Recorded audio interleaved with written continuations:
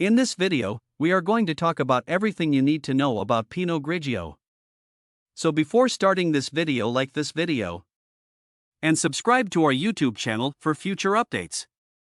Nothing beats a crisp, refreshing bottle of white wine to relax after a long day at work, to enjoy a sunny happy hour, or to liven up your next seafood dinner. Many of us like a crisp, delicious Pinot Grigio. This dry wine from mainly Italy has a convoluted history and reputation, but there's a lot more to it than meets the eye. Despite its opponents, Pinot Grigio is immensely popular in the United States and across the globe, probably more so today than ever before, according to the Globe and Mail. According to Wine Enthusiast, sales of the wine variety increased significantly during the COVID-19 epidemic as more and more of us sought for easygoing daily sippers to help us get through the weeks spent at home in quarantine. There has never been a better opportunity to try this revitalizing drink. Pour yourself a glass of Pinot Grigio and keep reading to discover all there is to know about the wine. France produces Pinot Grigio. Pinot Grigio has a rich and illustrious history dating back thousands of years. This wine's grapes were cultivated in Burgundy, France, perhaps during the Middle Ages, through VinePair, and were formerly known as Pinot Gris. It's worth noting that the labels Pinot Gris and Pinot Grigio are no longer synonymous. More on that later. Pinot Gris was first recorded in 1375, according to winemaker and expert David Lett, when Emperor Charles IV, who was known to be a major admirer of the wine, wanted to expand the vines to other regions of the Holy Roman Empire.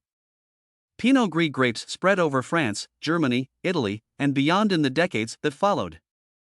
According to the Drinks Business, the grapes were first imported to Italy in the 18th century. That is where the Pinot Grigio we know and love today originated, and it spread fast across the nation and beyond via VinePair. The bulk of Pinot Grigio is grown in northern Italy. Pinot Grigio grapes originated in France as Pinot Gris, but Pinot Grigio wine is now famous across the globe. It is produced all over the globe, with northeastern Italy leading the way via masterclass. This area of Italy, which encompasses Veneto, Friuli Venezia Giulia, and Trentino Alto Adige, is known as the Pinot Grigio producing heartland by WineSearcher. It produces more than half of all Pinot Grigio in the world, corking approximately 260 million bottles each year to meet worldwide demand, via Wine Business International. The United States is the world's second largest producer of Pinot Grigio wine, accounting for around 14% of worldwide output, according to Wine Business International. France's Alsace area and Germany are also big producers of their own types of wine, while New Zealand has a number of well-known varietals, via Wine Spectator. Southern Australia may also produce some excellent Pinot Grigio, via Wine Selectors. Pinot Grigio and Pinot Gris are not the same thing. You may come across references to Pinot Gris when researching Pinot Grigio. Some argue that Pinot Grigio and Pinot Gris are equivalent, with the exception that the former is Italian and the latter is French, via Martha Stewart. This is not totally right, but when the history of many wines collide, the reality becomes more muddled. Because they are made from the same grape, Pinot Grigio and Pinot Gris are quite similar. Because it originated in Burgundy, France, the grape is known as Pinot Gris. However, once in Italy, the grape was utilized to produce what is now known as Pinot Grigio, via VinePair. The difference is in how the grapes are processed, and how these two far-flung places create wines that are clearly unique. True, the same grape is now used to make Pinot Gris, mainly in the Alsace area of France, and Pinot Grigio, mostly in Italy. However, the two wines are of different sorts, each with its own particular qualities. Pinot Grigio is often lighter in texture and flavor, with prominent fruit and floral notes. Pinot Gris has a deeper, fuller flavor with peppery overtones depending on the winemaker than its Italian equivalent, via Kitchen. Furthermore, Pinot Grigio is often drier than Pinot Gris. The hue of the grapes inspired the name Pinot Grigio. Both Pinot Grigio and Pinot Gris are called by the color of the grapes used to make them. Unlike other white wine grapes, Pinot Grigio grapes have a beautiful, distinctive bluish-gray color, via VinePair. This wine gets its name from its distinctive gray tint. The French word for grey is gris, whereas the Italian equivalent is grigio. It should be emphasized, however, that the Pinot Grigio grape variety is most likely a genetic mutation of red Pinot Noir grapes, via LA Times. Due to the genetic instability of the grapes in the family, the color does not always remain constant, even within a single cluster of grapes on the same vine, via Wine Traveler. As a consequence, Pinot Grigio grapes may seem purple, white, pink, or even brown, via Science of Cooking, because wine is largely formed from grape flesh. The differing colors have little effect on the color or flavor of the wine. The skins, which would provide color, aren't fermented with the rest of the grape for very long, so they can't add much to the finished wine. Pinot Grigio has just recently gained popularity in the United States. While Pinot Grigio has been around for generations and seems to have been tried by everyone, it has only recently become popular in the United States. The wine was initially launched in the United States in 1979, according to VinePair. And if you're one of the many Americans who like a glass of this fruity, dry white wine during happy hour, you can credit Anthony Terlato for its success. Although he is most recognized for bringing Pinot Grigio to Americans, the New York Times called him a visionary wine importer and marketer.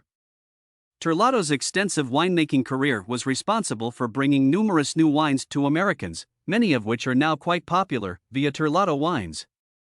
Terlato, anticipating a shift in American culinary preferences, entered into an agreement with Santa Margherita, a major northern Italian Pinot Grigio producer, in the late 1970s, and provided casual wine drinkers in the United States with a dry, crisp alternative to Chardonnay they didn't even realize they were missing.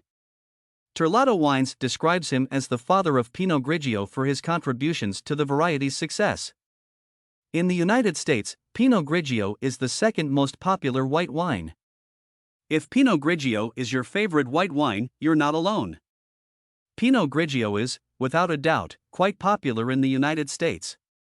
To be more exact, Pinot Grigio is the fourth most popular wine by volume in the United States, behind only red blends, Chardonnay, and red Cabernet Sauvignon.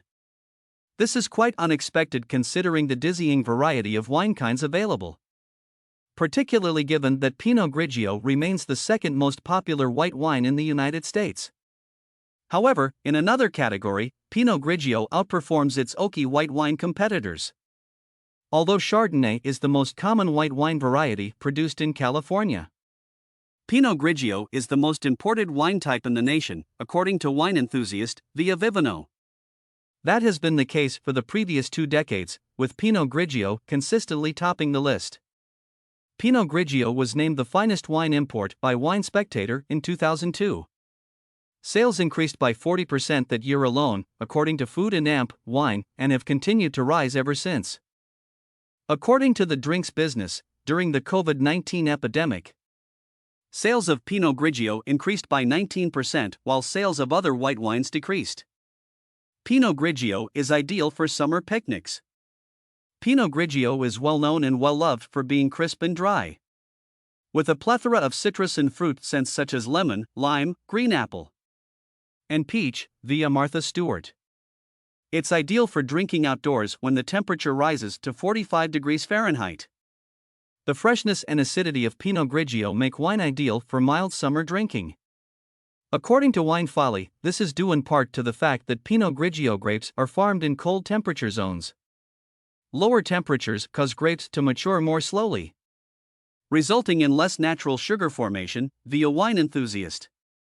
Pinot Grigio grapes are collected early in their ripeness and held and fermented in stainless steel tanks, according to Wine Searcher.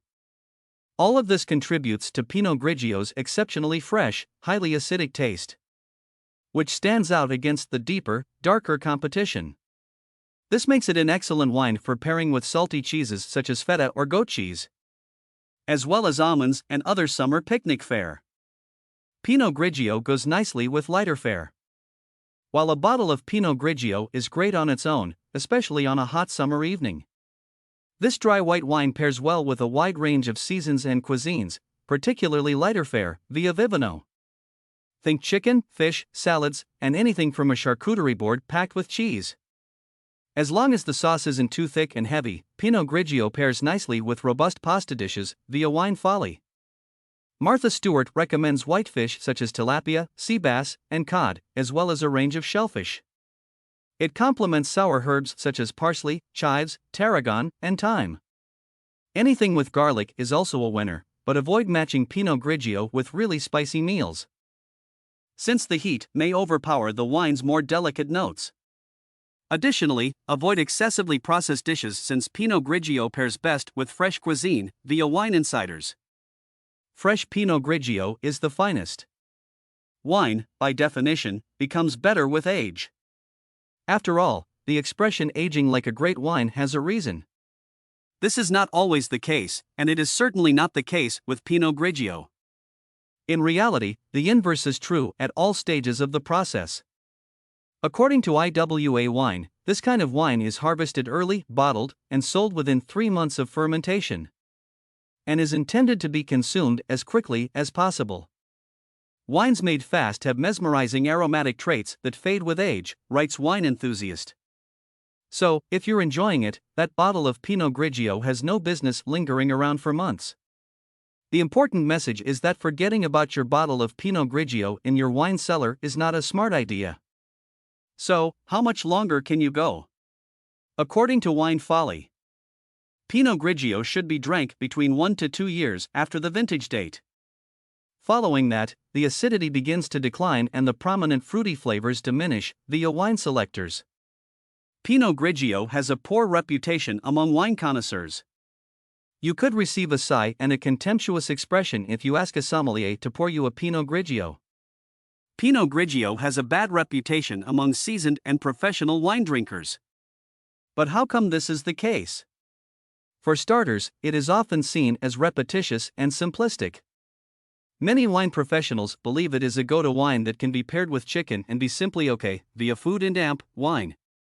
Ironically, one of the primary causes of this misperception is the popularity of Pinot Grigio. It is a popular and mass-produced wine with several big budget corporations producing massive amounts of low-quality Pinot Grigio via VinePair. That has done nothing to improve the wine's image. Fortunately for Pinot Grigio fans everywhere, there is increasing understanding that the wine's poor image as an unappealing wine is unfounded. And if you skip mass-market wines in favor of smaller, higher-quality producers, you'll have a lighter, more refreshing treat on your hands via decanter. Don't be shy if you like Pinot Grigio. Pinot Grigio is useful for more than simply drinking. Pinot Grigio's delicate, crisp taste makes it ideal for much more than casual sipping. But there's nothing wrong with that, either. This dry white wine brightens and refreshes a variety of lighter foods. According to Wine Folly, Pinot Grigio is ideal for cooking fatty fish since the wine helps to balance out the flavor and texture of the main meal. Winemaker Giovanni Bonmartini Fini recommends a dab of Pinot Grigio in his handmade spaghetti carbonara, just after the rich, fatty pancetta has been boiled via Real Simple. What do you think about this video? Do let us know in the comments section below. If you enjoyed this video and want to hear from us again, be sure to hit that subscribe button before you go.